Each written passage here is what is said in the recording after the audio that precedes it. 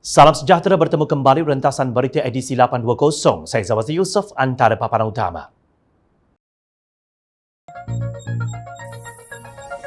Gagal tangani pandemik, letak jawatan.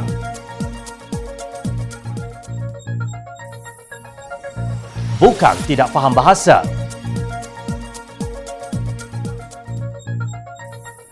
Rasuah RM3 juta Isa Samad didapati bersalah. Tabur gelaran, masa depan Anwar Musa kelihatan makin cerah.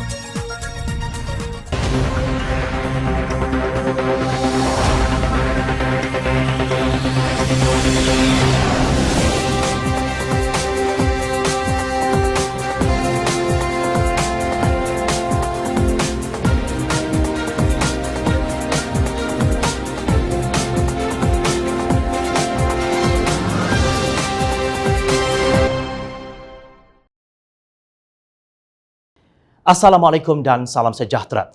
Menteri yang bertanggungjawab terhadap kesihatan, pelancongan, kebajikan, sumber manusia dan ekonomi harus meletakkan jawatan kerana gagal menyelamatkan pekerjaan dan perniagaan terutama industri pelancongan yang parah dan kegagalan yang jelas dalam menguruskan krisis kesihatan awam COVID-19.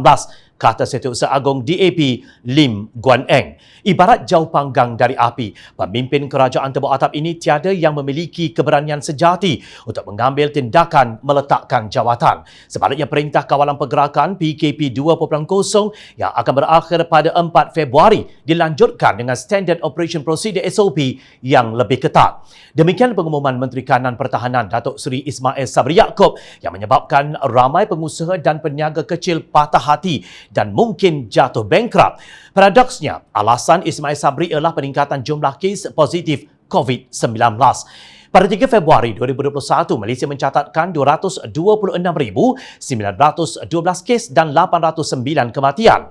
Sungguh, Kerajaan Perikatan Nasional ialah sebuah kerajaan yang berjaya, iaitu berjaya menjadikan Malaysia negara COVID-19 ASEAN terburuk dari segi per kapita. Tidak dapat dinafikan. Lonjakan tinggi jangkitan COVID-19 ini adalah bukti jelas bahawa Kerajaan Perikatan Nasional gagal. Mereka gagal kerana mereka bukan kerajaan yang dipilih rakyat untuk menerajui negara ini sama ada untuk mengurus, mengawal dan membendung wabak COVID-19 maupun ekonomi dan kebajikan rakyat. Keengganan Perikatan Nasional untuk melaksanakan sepenuhnya 3T yang melibatkan saringan, pengesanan dan rawatan termasuk semua kontak rapat pesakit COVID-19 tidak dapat dimaafkan, kata Guan Eng. Walaupun tidak menyebut nama mana-mana menteri, tetapi dengan menyebut sektor yang terkesan, kita tahu menteri mana yang dimaksudkan oleh Guan Eng. Bagi yang tidak kenal, Jom Channel senaraikan menteri yang berkaitan dengan sektor yang murung di negara ini. Pertama, kesihatan. Secara langsung, jabatan ini berada di dalam Kementerian Kesihatan di bawah kuasa Datuk Seri Adham Baba dan 2 orang timbalannya. Kementerian ini berkolaborasi dengan Kementerian Sains, Teknologi dan Inovasi yang diterajui Khairi Jamaluddin. Kedua, pelancongan. Sektor ini ditadbir urus oleh Kementerian Pelancongan Seni dan Budaya. Menterinya Datuk Seri Nancy Shukri. Dan yang ketiga, kebajikan. Jabatan ini terletak di bawah Kementerian Pembangunan Wanita, Keluarga dan Masyarakat. Menterinya Datuk Seri Rina Harun. Kerja kebajikan juga diuruskan oleh jabatan dan institusi lain seperti Lembaga dan Majlis Agama Islam setiap negeri dan wilayah persekutuan. Menteri Agama ialah Datuk Seri Zulkifli Mohamad. Keempat, sumber manusia. Tiada pihak lain yang lebih berkuasa selain Menteri Sumber Manusia Datuk Seri M. Saravanan. Kelima, ekonomi. Terdapat beberapa menteri yang bertanggungjawab dalam sektor ini. Mereka ialah Menteri Ekonomi Datuk Mustafa Muhammad. Turut bertanggungjawab ialah Menteri Perdagangan Antarabangsa dan Industri Datuk Seri Azmin Adi. Menteri Perusahaan Peladangan dan Komoditi Datuk Dr. Khairuddin Aman Razali dan Menteri Pertanian dan Industri Makanan Datuk Seri Ronick Kiande serta 2 orang timbalannya. Jangan lupa penglibatan Menteri Keuangan Tengku Datuk Seri Zafrul Tengku Abdul Aziz yang memegang perbendaharaan negara dan mencatur ekonomi Malaysia secara keseluruhannya. Berdasarkan sektor, ramai juga menteri yang tidak kompeten. Ini belum lagi dicampurkan dengan Menteri Pendidikan Datuk Razi Jidin dan Menteri Pengajian Tinggi Datuk Seri Nuraini Ahmad yang tindakan mereka sering memeningkan kepala ibu bapa pelajar. Menurut Guan Eng, kehilangan pendapatan sebanyak 100 bilion ringgit dalam industri pelancongan bukan satu-satunya bukti Kerajaan Perikatan Nasional dan Menteri Kabinet tidak peduli dan tidak cekap. Apakah kerajaan tidak berasa malu? Soal beliau. Malaysia kehilangan pelaburan langsung asing atau FDI pada kadar yang lebih buruk daripada ASEAN dan secara global pada tahun 2020.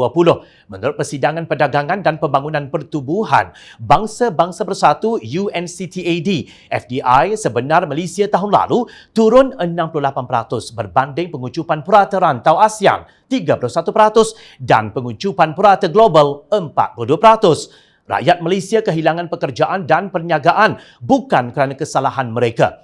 Menteri yang gagal melakukan kerja mereka harus diganti, ujar Guan Eng. Kalau dahulu para pejuang Melayu Islam berteriak supaya Datuk Seri Dr. Mujahid Yusof dan Lim Guan Eng meletakkan jawatan walaupun berjaya memulihkan nasib malang lembaga tabung haji, kini mengapa kalian membisu seribu bahasa? Kekenyangan dengan ghanimah, schemes of things, semua sudah masuk ke dalam gua ke? Sewaktu negara sedang berhadapan dengan COVID-19 dan Kerajaan Pakatan Harapan bertungkus lumus cuba mengekangnya, mereka merampas kuasa.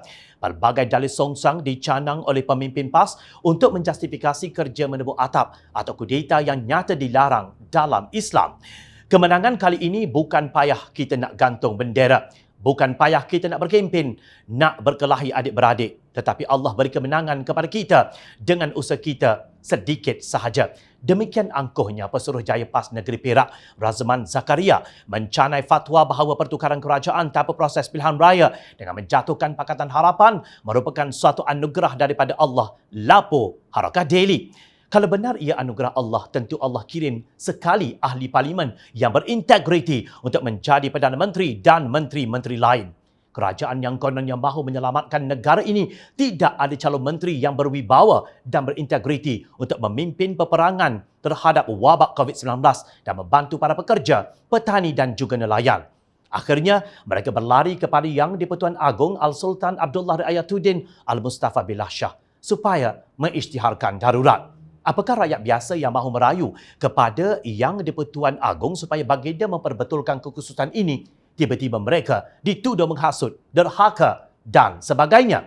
Justru tidak hairan jika Datuk Seri Anwar Ibrahim mempersoalkan tahap kefahaman bahasa Melayu Menteri Dalam Negeri Datuk Seri Hamzah Zainuddin. Pak Menteri, bacalah kenyataan kita dan surat kita kepada Agong. Apa yang kami sebut? Merayu, memohon ihsan dan kebijaksanaan baginda. Tak faham bahasa ke?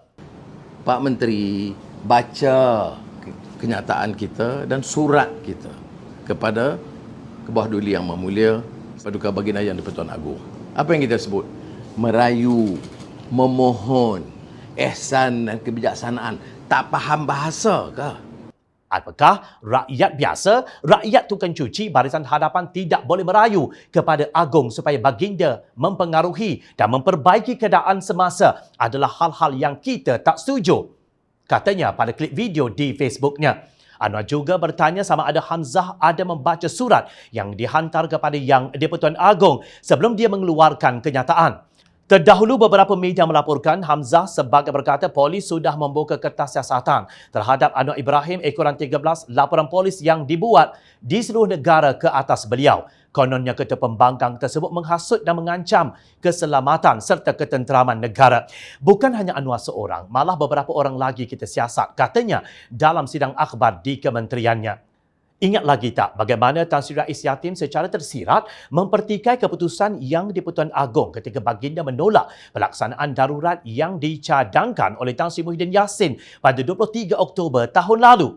Dengan keadaan pandemik COVID-19 yang meningkat serta situasi ekonomi rakyat yang terhimpit, amat wajar kiranya pihak berkuasa menyembah jelaskan kepada Seri Paduka sekali lagi agar menerima apa-apa fakta tambahan daripada pihak berkuasa.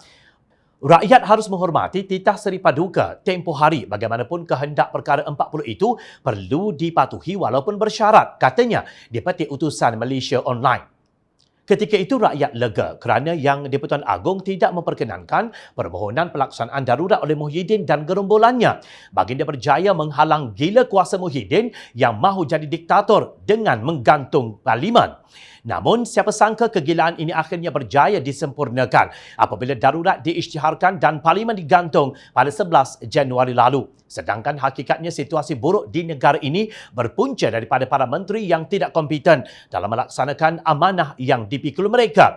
Sebenarnya bukan Hamzah tak faham bahasa Melayu. Seperti gerombolan lain dalam kerajaan tebuk atap ini, mereka amat takut kehilangan kuasa kerana tahu Perikatan Nasional sekarang adalah kerajaan minoriti. Bermula dengan menggunakan bangsa, kemudian agama. Lepas itu COVID-19. Kini Perikatan Nasional bergayut di pagar istana demi kuasa. Tan Sri Muhammad Isa Abdul Samad didapati bersalah oleh Mahkamah Tinggi di Kuala Lumpur semalam atas 9 tuduhan rasuah RM3 juta membabitkan pembelian Merdeka Palace Hotel and Suites di Kuching 7 tahun lalu. Keputusan terhadap bekas pengerusi Felda dan bekas Menteri Besar Negeri Sembilan selama 22 tahun sehingga 2004 itu ditetapkan oleh Hakim Muhammad Nazlan Muhammad Ghazali. Pihak pembelaan didapati gagal mematahkan anggapan di bawah Seksyen 50 Akta Suruhanjaya Pencegahan Rasuah Malaysia SPRM di atas imbangan kemungkinan bahawa penerimaan wang suapan oleh tertuduh seperti dalam 9 pertuduhan adalah dilakukan secara rasuah sebagai upah membantu menguruskan pembelian hotel tersebut. Muhammad Nazlan dalam penghakimannya berkata, mahkamah mendapati pembelaan tertuduh bersifat pemikiran terkemudian, tidak konsisten dan hanya penafian tanpa sokongan yang berasas atau boleh dipercayai. Mahkamah juga jelasnya mendapati pembelaan tertuduh dalam konteks keseluruhan keterangan kes juga gagal menimbulkan sebarang keraguan munasabah. Pihak pendakwa raya dengan ini berjaya membuktikan kes melampaui keraguan munasabah dalam semua 9 pertuduhan. Oleh itu, mahkamah mendapati tertuduh bersalah dan disabitkan dengan kesemua 9 pertuduhan katanya. Untuk rekod, Hakim Muhammad Nazlan Muhammad Ghazali menjatuhkan hukuman penjara 12 tahun dan denda RM210 juta terhadap bekas Perdana Menteri Datuk Seri Najib Razak. Muhammad Isa, 72 tahun yang juga bekas pengerusi Suruhanjaya Pengangkutan Awam Darat SPAD itu didakwa di Mahkamah Session di Kuala Lumpur pada 14 Disember 2018. Kes kontroversi membabitkan pemimpin veteran UMNO itu kemudiannya dipindahkan dan dibicarakan di Mahkamah Tinggi yang bermula 8 Oktober tahun lalu. Suapan berjumlah RM3.09 juta diterima daripada Ikhwan Zaidil iaitu ahli Lembaga Pengarah Gagasan Abadi Properti Sdn Bhd GAPSB menerusi bekas pegawai politik khas beliau Muhammad Zahid Muhammad Arif. Wang tersebut sebagai tanda terima kasih kerana membantu meluluskan pembelian hotel oleh Felda Investment Corporation Sdn Bhd atau FICSB pada harga RM160 juta. Pertuduhan terhadapnya dibuat mengikut Seksyen 16-A-A Akta SPRM 2009 dan boleh dihukum mengikut Seksyen 24-1 Akta yang sama. Dalam pada itu, Badan Pemerhati Rasuah menyuarakan kebimbangan terhadap amalan rasuah yang semakin buruk di negara ini selepas Malaysia turun 6 anak tangga ke tempat yang ke-57 dalam Indeks Persepsi Rasuah CPI 2020.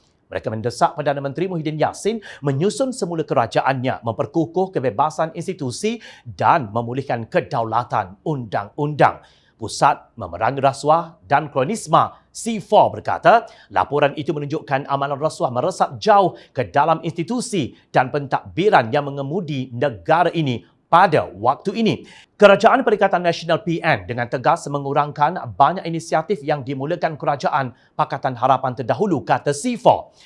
Ini bukan sahaja dalam Pelan Anti Rasuah Nasional atau NACP, malah sehingga tahap menangguhkan pilihan raya dan fungsi parlimen, membelakangkan kedaulatan undang-undang tonggak utama dalam menegakkan pentadbiran yang baik. Transparency International yang mengeluarkan laporan itu berkata, penurunan skor terbabit dapat dikaitkan dengan perubahan mendadak dalam kerajaan susulan langkah syaratan pada awal 2020.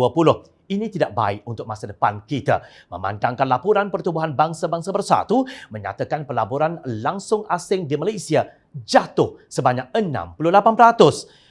Faktor lain termasuk pelantikan ahli politik untuk mengetuai syarikat berkaitan kerajaan, kurang kemajuan dalam Akta Perlindungan Pemberi Maklumat dan Rang Undang-Undang Perolehan Kerajaan serta penemuan teruk dalam laporan tahunan Ketua Audit Negara.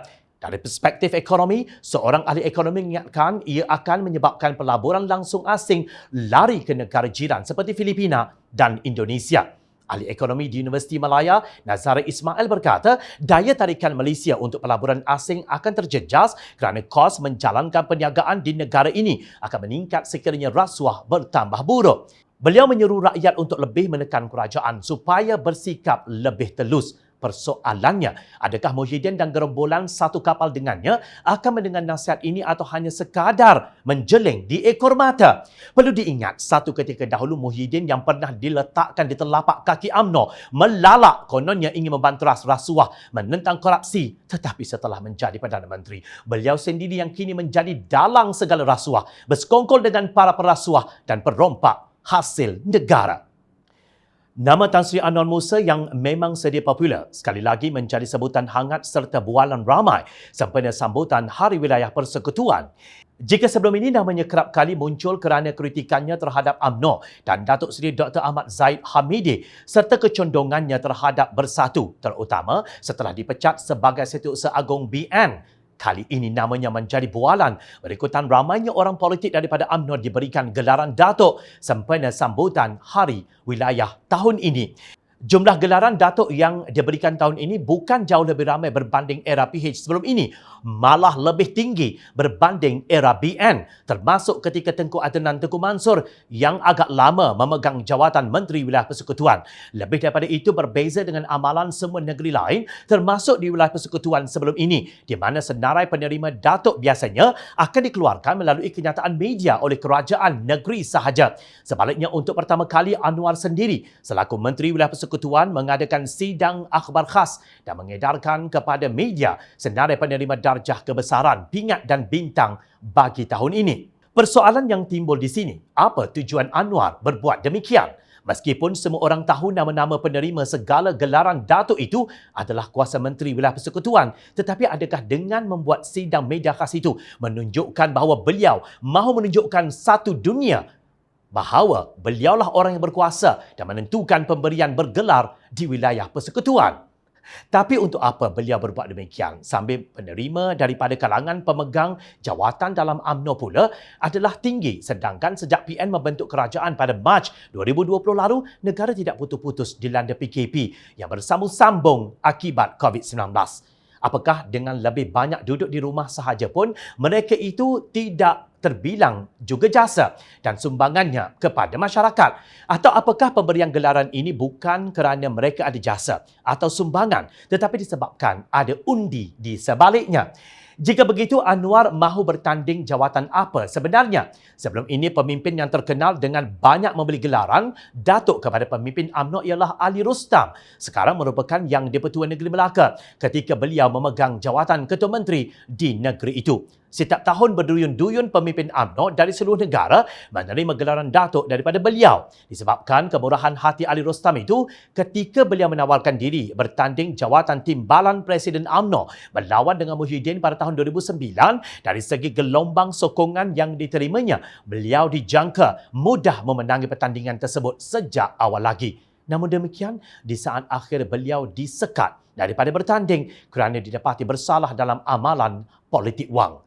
Selepas hampir sebulan darurat diisytiharkan, antara hasil utama yang diperolehi adalah semua mendapat gelaran Datuk. Inilah yang disebarkan oleh netizens berikutan 111 menerima gelaran Datuk sempena Hari Wilayah Persekutuan pada 1 Februari lalu. Pencapaian selepas umum darurat, kes COVID-19 naik, pengangguran naik, harga barang naik, semua dapat Datuk. Itulah bunyi sinis satu poster yang disebarkan di media sosial. Semalam, Menteri Wilayah Persekutuan Tan Sri Anwar Musa mengumumkan 111 mendapat gelaran Datuk sempena Hari Wilayah Persekutuan. Antara yang menerima gelaran Datuk Seri Utama adalah Menteri Keuangan Tengku Zafrul Abdul Aziz dan Menteri Besar Pahang Wan Rosdi Wan Ismail, di samping Yang di-Pertua Negeri Melaka Muhammad Ali Rustam. Hampir kesemua timbalan menteri dari PAS turut mendapat gelaran Datuk kali ini. Jumlah yang mendapat gelaran Datuk tahun ini dikira melampau kerana pada tahun lepas hanya 28 sahaja mendapat gelaran Datuk sempena Hari Wilayah Persekutuan. Selepas mendatukkan ramai pemimpin UMNO, nampaknya Anwar berpeluang cerah untuk menjadi Presiden UMNO. Dan selepas itu, kita akan bertepuk tangan apa yang akan dilakukan kepada Zahid dan Ahmad Maslan. Pasal anugerah Datuk tu jangan pula nanti walaupun kata rakyat dengki. Tapi perlu diingat, rakyat sentiasa memerhati. Teruskan bersama kami di Jom Channel dan layar reporter jomchannel.net untuk mendapatkan berita politik tanah air. Terus menjaga SOP untuk memutuskan rantaian COVID-19. Saya Zawaz Yusof. Assalamualaikum. Salam sejahtera.